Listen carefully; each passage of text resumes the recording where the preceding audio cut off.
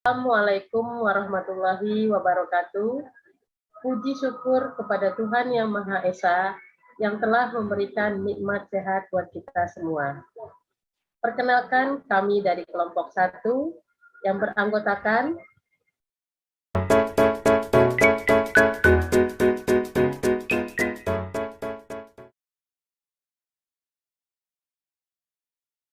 Suprihatin 18620 560. Dimas Arif Putra 1862050105. Hai, saya Anissa Fitriasari dengan NIM 18620500068. Perkenalkan, nama saya Elvinsi dengan NIM 18620500142. kesempatan hari ini kami akan membawakan presentasi yang berjudul Pembelajaran Matematika Berdasarkan Teori Kognitif Piaget. Dosen pengampu Ibu Waning Rahayu, MPD.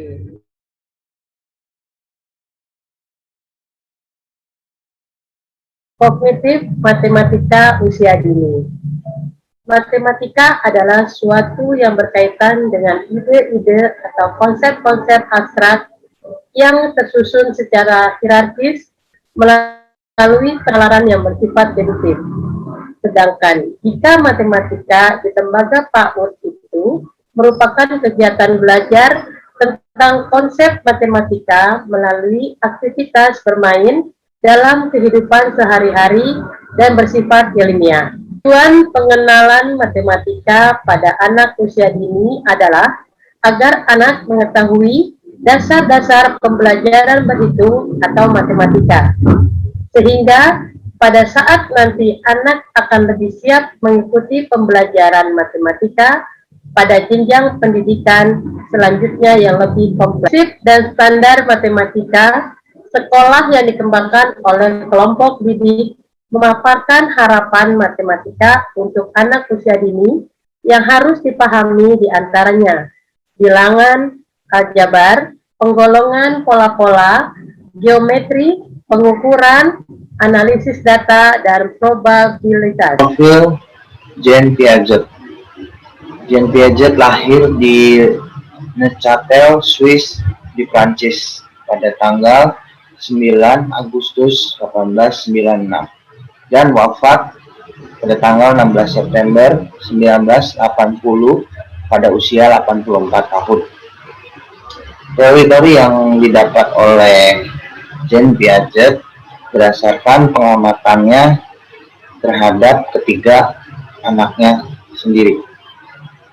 Kognitif berdasarkan teori Jean Piaget.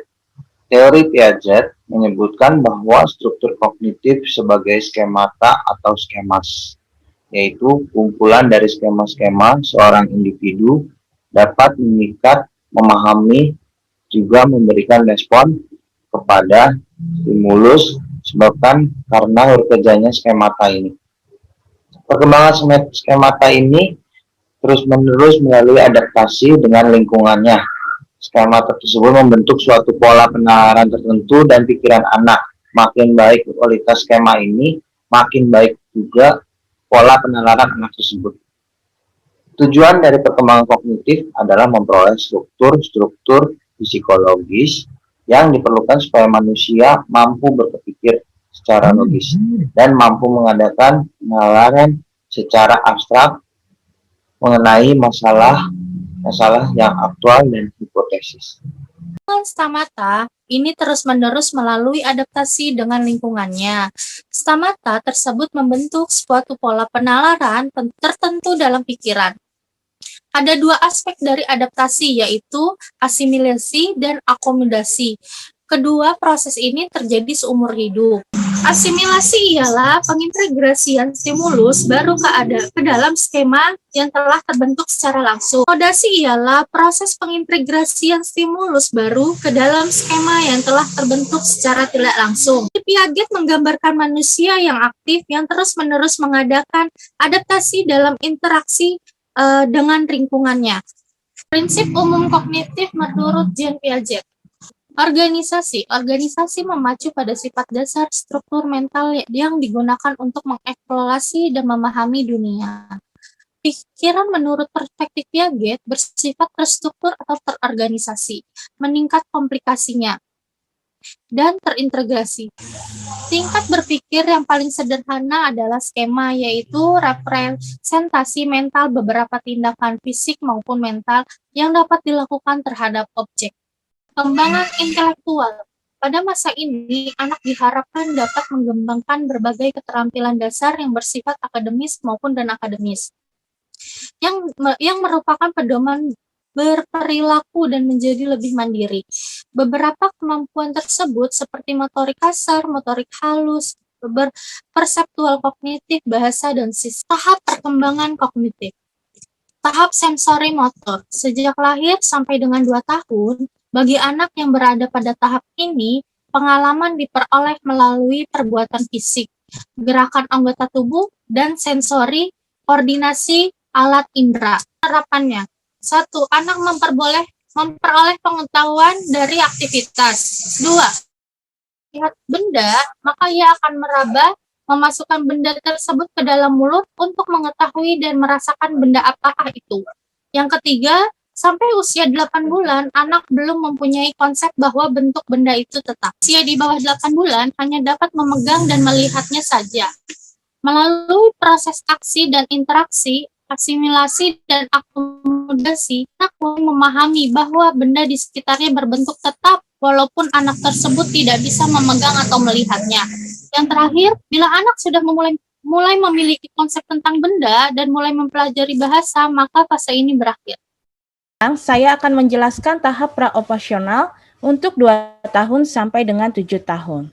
Ini merupakan tahap persiapan untuk perorganisasian operasi konkret. Operasi konkret adalah berupa tindakan-tindakan kognitif seperti mengklarifikasikan sekelompok objek, menata letak benda berdasarkan urutan tertentu, dan membilang. Cara berpikir anak didasarkan pada persepsi dan cara berpikir anak masih egosentris. Selain itu, anak belum mengenal konsep invariance benda atau ketetapan benda. Contoh, kalau gelas A dan gelas B dengan ukuran dan volume yang sama diperlihatkan pada anak akan mengatakan bahwa gelas A dan gelas B airnya sama banyak. Namun, bila air di gelas B dituang ke gelas C dengan jumlah volume air yang sama, tapi gelas C berukuran lebih besar dari gelas A dan B, maka anak mengatakan bahwa air di gelas A lebih banyak dari di gelas C. Tahap operasi konkret pada anak 7 tahun sampai dengan 11 tahun. Umurnya anak-anak pada tahap ini telah memahami konsep kekekalan.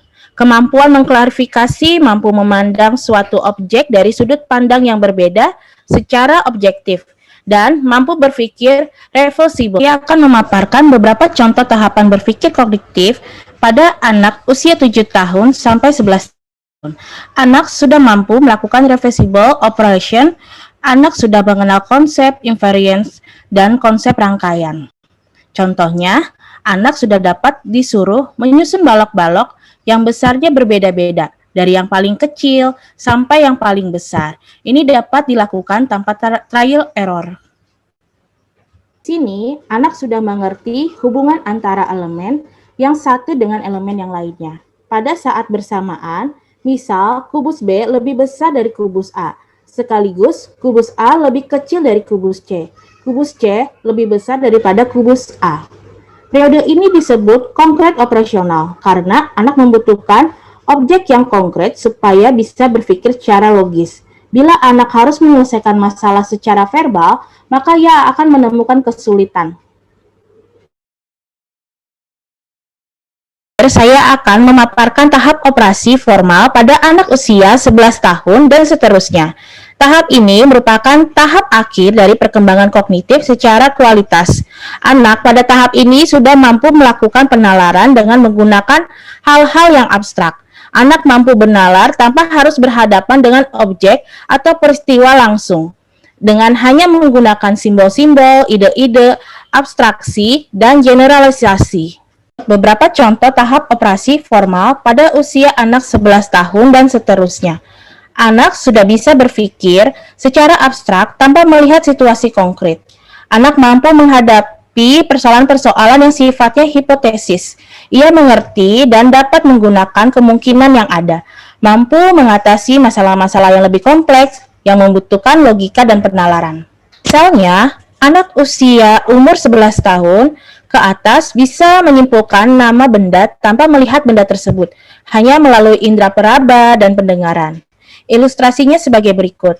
Anak di dalam kamar mendengar suara burung gagak di halaman belakang.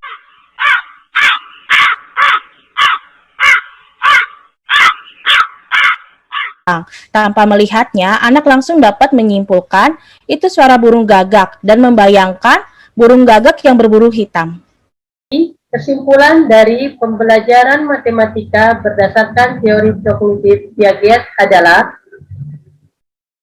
apa yang dilakukan guru harus selalu ingat bahwa anak menangkap dan menerjemahkan sesuatu secara berbeda, sehingga walaupun anak mempunyai umur yang sama, tetapi ada kemungkinan mereka mempunyai pengertian yang berbeda terhadap suatu benda atau kejadian yang sama. Jadi, setiap individu anak adalah unik atau khas. Implikasi lainnya yang perlu diperhatikan apabila hanya kegiatan fisik yang diterima anak tidak cukup untuk menjamin perkembangan intelektual anak yang bersangkutan. Ide-ide anak harus selalu dipakai. Piaget memberikan contoh sementara beliau menerima seluruh ide anak. Beliau juga mempersiapkan pilihan-pilihan yang dapat dipertimbangkan oleh anak. Inilah presentasi dari kelompok kami, kelompok 1. Kami ucapkan terima kasih kepada semua yang telah menonton video ini. Semoga presentasi kami dapat menambah ilmu kita semua. Mohon maaf bila ada kekurangan dalam pengucapan atau dalam penulisan. Assalamualaikum warahmatullahi wabarakatuh.